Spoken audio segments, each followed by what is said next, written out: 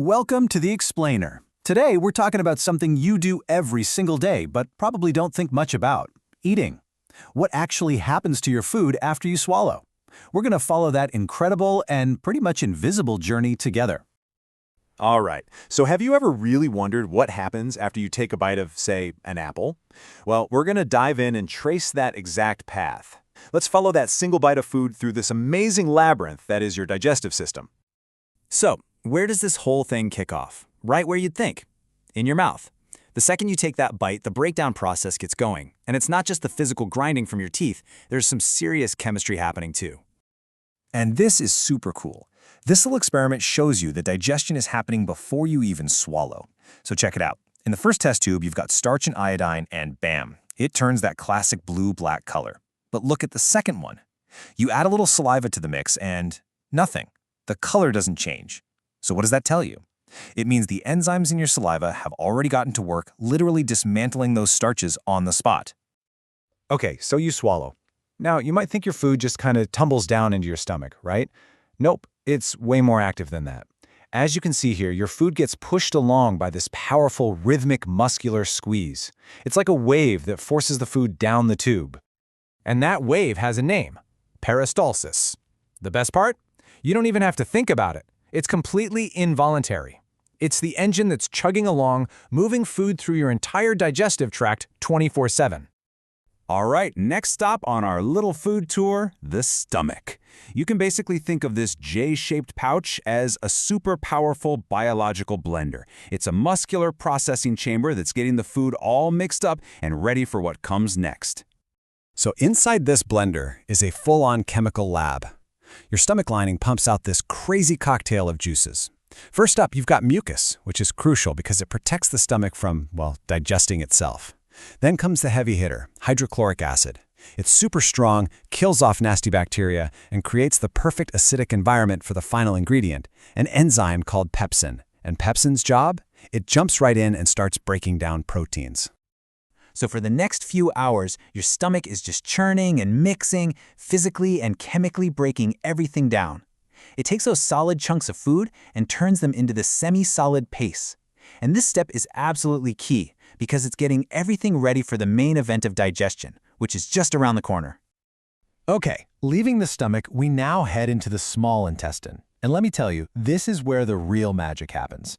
If the stomach was the prep station, this is the main assembly line where most of the really critical work gets done. And get this, the small intestine is, well, it's not small at all. It's ridiculously long. On average, we're talking about 6.5 meters. That's more than 21 feet. It's longer than a lot of cars, just all coiled up super efficiently inside you. Kind of wild, right? Now, the small intestine is amazing, but it doesn't work alone. It's got a whole support crew helping out. You've got the liver, which sends over something called bile to break down fats. Then the pancreas chimes in with its own special juice to work on carbs and proteins. And finally, the intestinal wall itself secretes the last bit needed to finish the job. And really, this is the whole point of digestion. All that chewing, churning, and chemical breakdown, it's all about one thing: turning the complex food you eat into simple little molecules your body can actually absorb and use. So carbohydrates become glucose, proteins become amino acids, and fats become fatty acids and glycerol.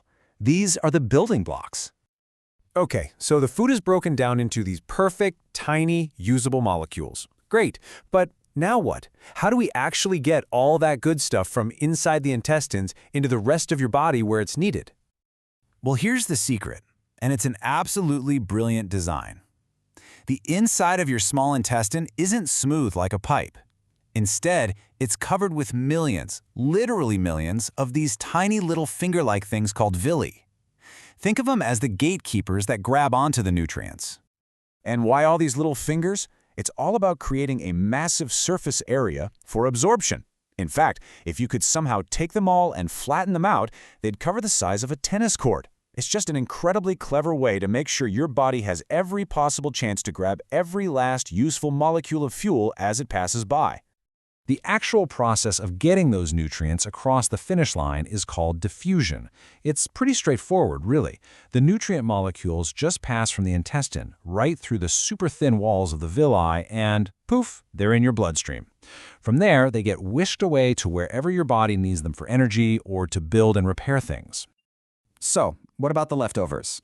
Anything that couldn't be digested, mostly fiber and water, moves on to the last major stop, the large intestine.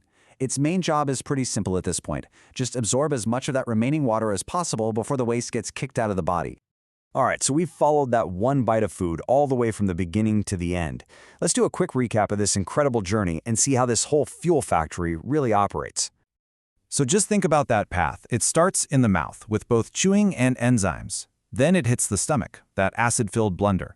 From there, it moves to the small intestine, where all the real breakdown happens with help from the liver and pancreas. And finally, all the good stuff gets absorbed into your blood through those millions of villi. That's the whole shebang, right there. You know, when you break it all down, your digestive system is this amazing 24/7 factory, working nonstop to keep you going. Knowing everything it goes through, it really makes you think, doesn't it? So the only question left is, what kind of fuel are you going to give your factory next?